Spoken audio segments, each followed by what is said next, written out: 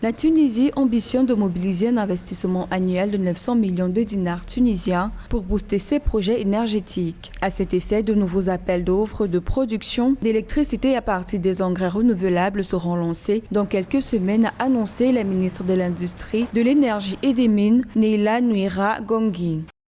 Alors, la Tunisie connaît un déficit effectivement au niveau énergétique parce que c'est un pays qui importe son énergie pour une part non négligeable dans la richesse de l'État tunisien.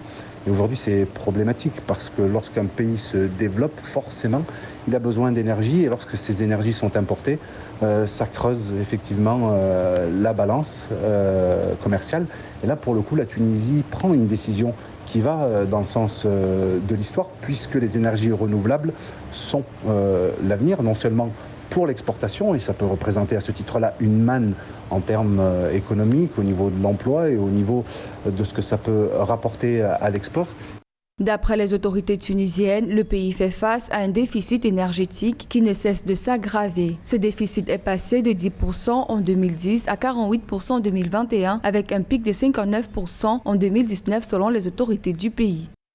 Aujourd'hui, un pays qui souhaite se développer doit avoir une part d'énergie renouvelable produite sur son propre sol pour pouvoir alimenter son économie et ne pas dépendre essentiellement des conjonctures économiques. D'après le ministre de l'Énergie et des Mines tunisien, le pays projette de mettre en place une capacité supplémentaire de 4300 MW de R d'ici 2030, soit une capacité annuelle de 500 MW sur une période de 8 ans.